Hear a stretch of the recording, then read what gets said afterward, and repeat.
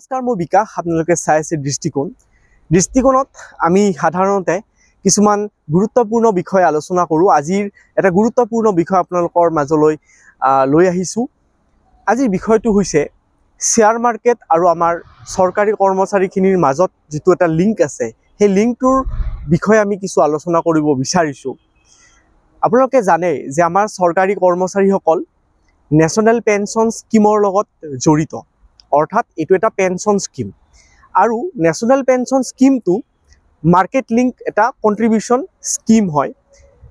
গতিকে আমি এটা কথা জনা উচিত যে যেতিয়া ষ্টক মাৰ্কেটত উত্থান পতন হয়, তেতিয়া এই NPSৰ স্কিমটো উত্থান পতন হ'বলৈ আৰম্ভ কৰে, কেতিয়াবা ওপৰলৈ উঠে, কেতিয়াবা তললৈ নামে। এতিয়া কিছুমান গুৰুত্বপূৰ্ণ কথা ক'বলৈ ওলাইছোঁ।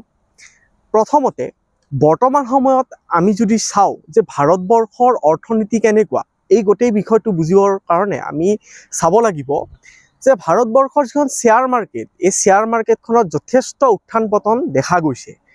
উত্থান খুব কমেই হৈছে। বৰ্তমান ভাৰতবৰ্ষৰ শ্বেয়াৰ মাৰ্কেটত পতন দেখা গৈছে। ছেপ্টেম্বৰ 2024 পৰা মাৰ্চৰ আজি 5 তাৰিখলৈকে শ্বেয়াৰ মাৰ্কেটত যথেষ্ট পতন দেখা গৈছে। 2024 ছেপ্টেম্বৰলৈকে শ্বেয়াৰ মাৰ্কেটত বিভিন্ন ষ্টকৰ দাম প্ৰায় অভাৰ ভেলুড আছিল আৰু অভাৰ ভেলু থকাৰ ফলত যথেষ্ট দাম বাঢ়ি গৈছিল। কিন্তু সেই ছেপ্টেম্বৰৰ পৰা মাৰ্চ মাহলৈকে প্ৰায় 16% নিফটি 50 যিখিনি কোম্পানী আছে তাৰ শ্বেয়াৰ কমি গৈছে আৰু ই ডাইৰেক্ট ইম্পেক্ট পেলাইছে আমাৰ NPSৰ স্কিমৰ ওপৰত। NPSৰ স্কিমখিনি নিফটি 50 কোম্পানীৰ লগত ডাইৰেক্ট জড়িত হৈ থাকে, কাৰণ NPS ব্যৱস্থাটোত যিখিনি স্কিম আছে সেই স্কিমখিনি ইকুইটি মাৰ্কেটৰ লগত জড়িত আৰু ইকুইটি মাৰ্কেট অৰ্থাৎ আমাৰ নিফটি 50 যিখিনি কোম্পানী আছে সেই কোম্পানীকেইটা যেতিয়া ডিক্লাইন হয়, তেতিয়াহ'লে এই NPSৰ মাৰ্কেটখনো ডিক্লাইন হ'বলৈ আৰম্ভ কৰে। গতিকে আমি যোৱা ছেপ্টেম্বৰৰ পৰা যদি লক্ষ্য কৰোঁ, অৰ্থাৎ যোৱা 6 মাহ বা 1 বছৰত যদি আমি লক্ষ্য কৰোঁ, আমি দেখিবলৈ পাইছোঁ যে NPSৰ যিখিনি স্কিম আছে, NPSৰ স্কিমখিনিত প্ৰায় নিগেটিভ ৰিটাৰ্ণ দেখা গৈছে। তাৰে ভিতৰত 9টা স্কিমত ছিংগল ডিজিট ৰিটাৰ্ণ দেখিবলৈ পোৱা গৈছে, এটা স্কিমত নিগেটিভ ৰিটাৰ্ণ আছে আৰু তাৰ ভিতৰত মাত্ৰ এটা স্কিমত ডাবল ডিজিট ৰিটাৰ্ণ দেখা গৈছে। অভাৰঅল 15% লোকচানৰ সন্মুখীন হোৱা দেখা গৈছে, 15% নিগেটিভ ৰিটাৰ্ণ দেখা গৈছে। ইয়াৰ ফলত ইম্পেক্টটো ক'ত পৰিছে যে আমাৰ কৰ্মচাৰীখিনিৰ মাজত আচলতে সজাগতাৰ খুবেই দৰকাৰ, কাৰণ আমাৰ এটা কৰ্পাছ জমা হৈছে NPSত। সেই NPSৰ কৰ্পাছটোত আমাৰ দৰমহাৰ 10% কাটি লোৱা হয় আৰু চৰকাৰে 14% জমা কৰে আৰু সেই 14+10% অৰ্থাৎ 26% কৰ্পাছটো NPSৰ বিভিন্ন স্কিমত ইনভেষ্ট হৈ আছে আৰু সেই ইনভেষ্ট হোৱা স্কিমসমূহত লাষ্ট 6 মাহত এটা নিগেটিভ ইম্পেক্ট পৰিছে মাৰ্কেট ক্ৰেছ হোৱাৰ ফলত। আৰু এই মাৰ্কেট ক্ৰেছৰ যিটো ইম্পেক্ট পৰিছে NPSত, তাৰ ফলত আমাৰ যিটো কৰ্পাছ, আমাৰ যিখিনি টকা জমা আছিল, সেই টকাখিনিৰ যথেষ্ট পৰিমাণে ক্ষতি হোৱা বুলি ক'লেও ভুল নহ'ব। সেই কৰ্পাছটো লাহে লাহে কমি গৈছে। এতিয়া দেখা গৈছে যে অহা 1 এপ্ৰিলৰ পৰা 2025ৰ 1 এপ্ৰিলৰ পৰা ইউনিফাইড পেঞ্চন স্কিম ঘোষণা কৰা হৈছে বা সকলোতে লাগু হৈ যাব। NPSৰ আগৰ যিখিনি আখুৱা আছিল দূৰ হোৱা বুলি ইতিমধ্যে ভাৰত চৰকাৰে আমাক সকলোকে জনাইছে এখন গেজেটৰ দ্বাৰা। কিন্তু গেজেটখন পঢ়িও আমি কিছুমান কথা স্পষ্ট হ'ব পৰা নাই যে আমাৰ এই NPSৰ স্কিমত যিখিনি আমি কৰ্পাছ আছিল, আমাৰ যিটো জমা 10% কণ্ট্ৰিবিউশ্যন আছিল, 14% চৰকাৰে দি আছিল।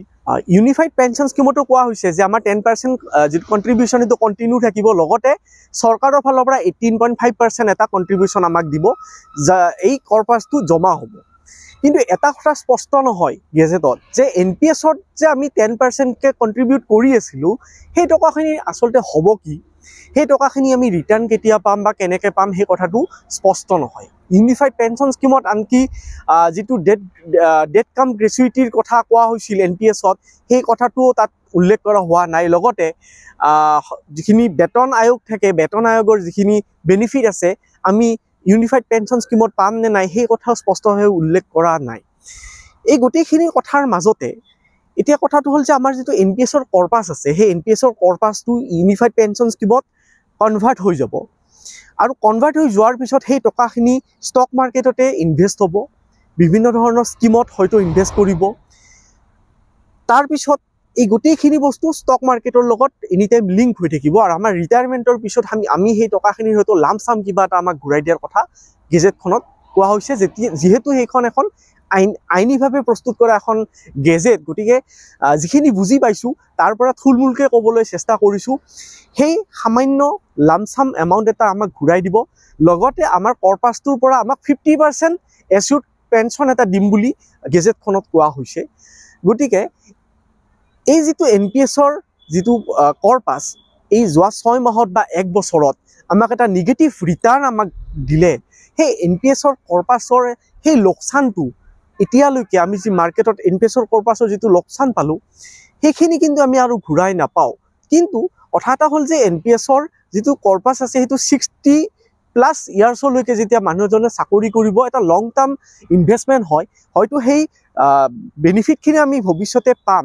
কিন্তু বৰ্তমান সময়ত যিখিনি ষ্টক মাৰ্কেট ক্ৰেছ হৈছে, ষ্টক মাৰ্কেট ক্ৰেছ হোৱাৰ পিছত নিফটি 50 ডিক্লাইন হোৱাৰ পিছত, নিফটি 50 শ্বেয়াৰ ডিক্লাইন হোৱাৰ পিছত সেই NPS-ৰ স্কিমৰ ওপৰতো যথেষ্ট ইম্পেক্ট কৰাৰ ফলত সেই কৰ্পাছটোত যিখিনি মাইনাছ হৈ আমাৰ জমা টকা ইতিমধ্যে শ্বেয়াৰ মাৰ্কেটত ডুবি গৈছে, সেই টকাখিনি আমাক কোনে ঘূৰাই দিব সেইটো আমি এতিয়াও স্পষ্ট হ'ব পৰা নাই।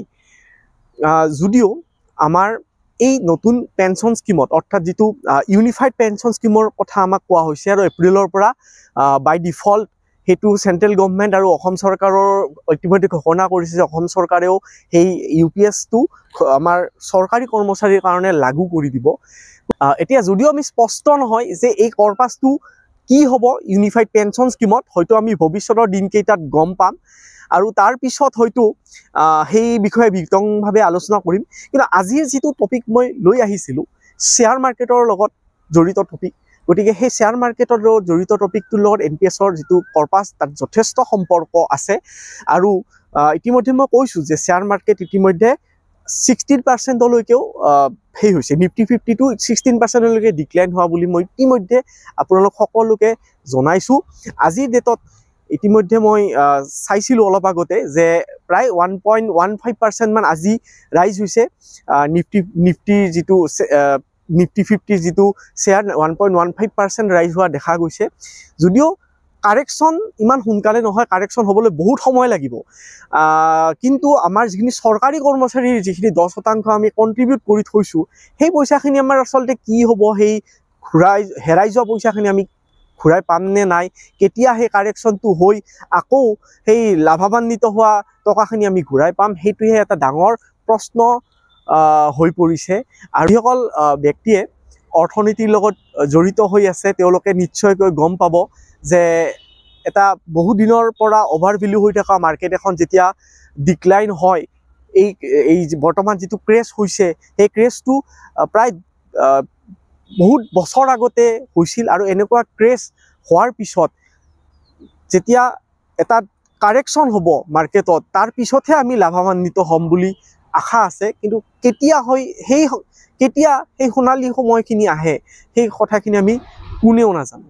গতিকে আমি কিছুমান কথা লক্ষ্য ৰখা ভাল। আমাৰ NPS কৰ্পাছৰ কথা বহুতে লক্ষ্যও নকৰে, বহুতে NPS-ৰ একাউণ্টটো হয়তো খুলি নাচায় যে আমাৰ কিমান টকা জমা হৈছে, আমাৰ কিমান টকা লছ হৈছে, বহুতে খুলি নাচায়। কিন্তু আপোনালোকে চাব আপোনালোকৰ কোনকেইটা টকা আপোনাৰ কোনকেইটা ষ্টকত বা কোনকেইটা স্কিমত আছে সেই কথাখিনি আপোনালোকে নজৰ ৰাখক।